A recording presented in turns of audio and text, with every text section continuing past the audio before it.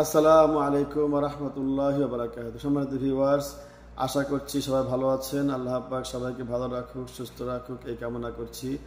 সম্মানিত ভিউয়ার্স, আজকে আমরা আবার কথা বলবো পুলিশ বাহিনী নিয়ে। আর একটু কথা বলবো আজকে আমরা, সেটা হচ্ছে আমরা আগে ধারাবাহিক 2-3টা পর্বে পুলিশ বাহিনী নিয়ে বিস্তারিত আমরা কথা বলেছি যে পুলিশ বাহিনীরা এখন কর্মবিরতিতে যাচ্ছেন, যারা আন্দোলন করতে চাচ্ছেন, যারা তাদের দাবি চাচ্ছে আদায়ের জন্য আসতেছেন, যারা ডিউটি করবেন না বলতেছেন, যারা কান্না করতেছেন, সেই পুলিশ ভাইদেরকে বিনয়ের সাথে বলবো যে আপনাদেরকে আগে আমরা বলেছি, বিকজ এখন আবার রিপিট করছি সেই বিষয়টা, যে পুলিশ জনগণের বন্ধু। এই শপথের আলোকে আপনারা পুলিশের ডিউটিতে আসেন।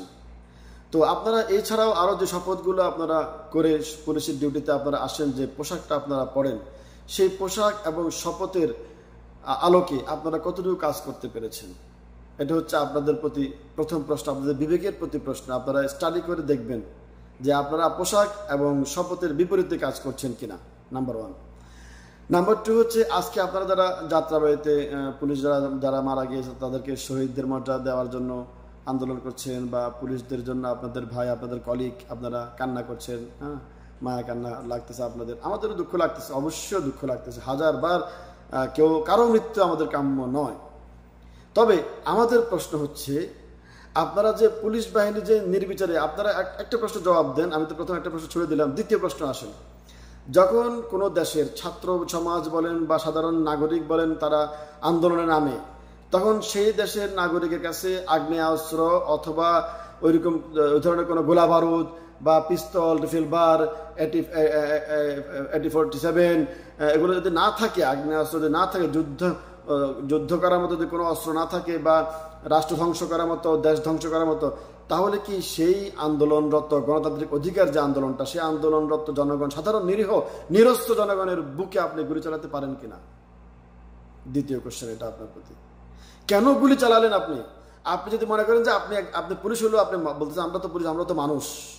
যদি আপনি মানুষ হয়ে থাকেন, তাহলে যারা সাধারণ জনগণ নিরস্ত্র, আগে যদি আপনি বলতে পারতেন যদি হ্যাঁ, যে তারা অস্ত্র নিয়ে এসেছে, তারা আমাদেরকে ফায়ার করেছে, আমাদের কয়েকজন ভাইকে, পুলিশ ভাইকে শহীদ করেছে, এবং কি আমরা অনেক ধৈর্য ধারণ করার পরে আমাদের পুলিশের লাশ পড়তেছে, এরপরে যে আমরা অস্ত্র হাতে নিতে বাধ্য হয়েছি, তাহলে সেটা ভিন্ন বিষয় ছিল। কিন্তু আজ পুরো জাতি এবং পুরো পৃথিবী দেখেছে যে নিরস্ত্র ভাইদেরকে, আবু সাইদ থেকে শুরু করে প্রত্যেকটা ভাই ছিল, আমাদের বোন ছিল, আমাদের নাগরিক ছিল, আমাদের নিরস্ত্র। তাদের হাতে সামান্য লাঠি, সামান্য আপনার স্টিক ছাড়া কিছুই ছিল না। না তাদের হাতে কোনো হেলমেট, না রামদা, না ছুরি, না বটি, না রিভলভার, না পিস্তল, না AK-47, কিছুই ছিল না তাদের হাতে। তাহলে আপনারা নির্বিচারে কিভাবে গুলি করতে পারলেন? আচ্ছা, নাম্বার 3, আপনারা গুলি করলেন, হত্যাও করলেন। নাম্বার 3, প্রশ্ন নাম্বার 3, যে আপনারা মায়া কান্না করতেছেন, আজকে আপনারা আন্দোলন করতেছেন, এই প্রশ্নগুলো জবাব আপনারা দেন, আপনারা খুঁজে বের করেন। এই প্রশ্নগুলো যদি মিথ্যে হয় তাহলে আপনারা বলেন, প্রতিবাদ করেন। আর যদি সত্য হয় তাহলে কেন করলেন এই অপরাধগুলো? আপনারা সে অপরাধের জন্য আপনাদের তওবা করা দরকার। আপনারা এটা বলতে পারেন বরঞ্চ যে হ্যাঁ, আমাদেরকে কেউ নির্দেশ দিয়েছে, আমরা ভুল করেছি, আমরা তওবা করছি। এখন আপনি যদি বলেন যে কেউ নির্দেশ দিয়েছে, এখন অবশ্যই যে কোনো শয়তানি কাজের জন্য, গুনাহের কাজের জন্য কেউ না কেউ গডফাদার থাকে। এখন যদি গডফাদারের নির্দেশে যদি সবাই যদি খারাপ কাজ করে, তাহলে ভালো কাজ করবে কে? আর গডফাদারের নির্দেশের বাইরে গিয়ে, বিপরীতে গিয়ে বিপ্লবী হুঙ্কার করা এবং দেশপ্রেম দেখানো এবং স্বদেশ প্রেম, মানবতা দেখানোটাই তো হচ্ছে আপনার হলো বীর শ্রেষ্ঠের কাজ, সেটা হচ্ছে মুজাহিদের কাজ। তখন সে মরলে তাকে শহীদ হিসেবে ঘোষণা করা হবে। কিন্তু আপনি যদি অবৈধ গডফাদারের কাজে, নির্দেশ অনুযায়ী অবৈধ কাজ করেন, সেখানে মারা গেলে আপনাকে কিভাবে শহীদ বলবে? দিস ইজ দ্য কোশ্চেন, কিভাবে আপনাকে শহীদ বলবে বলেন? আপনি শহীদ তো দুই দিকে হতে পারে না। একটা যুদ্ধের দুই দিকে কি শহীদ হতে পারে? যেমন একদিকে শহীদ হবে। আপনি সেখান থেকে যদি বিদ্রোহ করে, সরকারের সাথে বিদ্রোহ করে, গডফাদারের সাথে বিদ্রোহ করে আপনি চলে আসতেন, তারপরে যদি আপনি মারা যেতেন, তাহলে আপনাকে শহীদ হিসেবে ঘোষণা করা হতো, অথবা গাজী হিসেবে, অথবা বীর শ্রেষ্ঠ হিসেবে ঘোষণা করা হতো আপনাকে। আচ্ছা, যে 3 নম্বর প্রশ্ন ছিল, সেটা হচ্ছে আপনি হত্যাও করলেন, ঠিক আছে, মানলাম, যাক, হত্যাও করলেন, আপনি গডফাদার নির্দেশে ভুল করলেন বা যেটাই করলেন, হত্যা করলেন।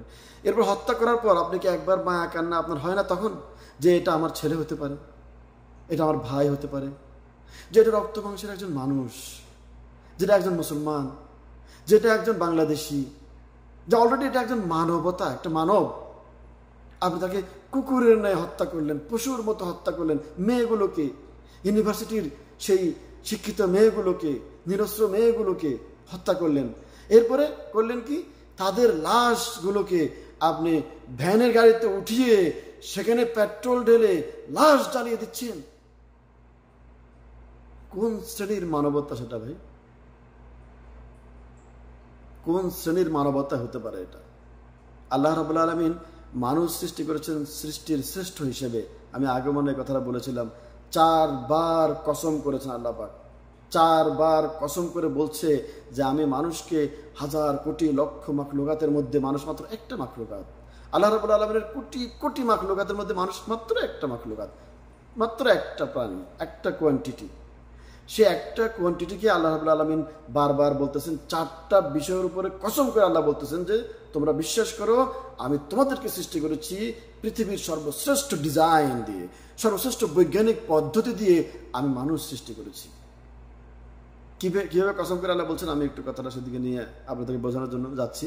আউযু বিল্লাহি মিনাশ শাইতানির রাজিম। ফাকাল আল্লাহু তাআলা, আল্লাহ রাব্বুল আলামিন বলছেন, ওয়াত-তিন ওয়াজ-যাইতুন ওয়া তুরি সিনিন ওয়া হাযাল বালাদিল আমিন লাকাদ খালাকনাল ইনসানা ফি আহসানি তাকওয়িম।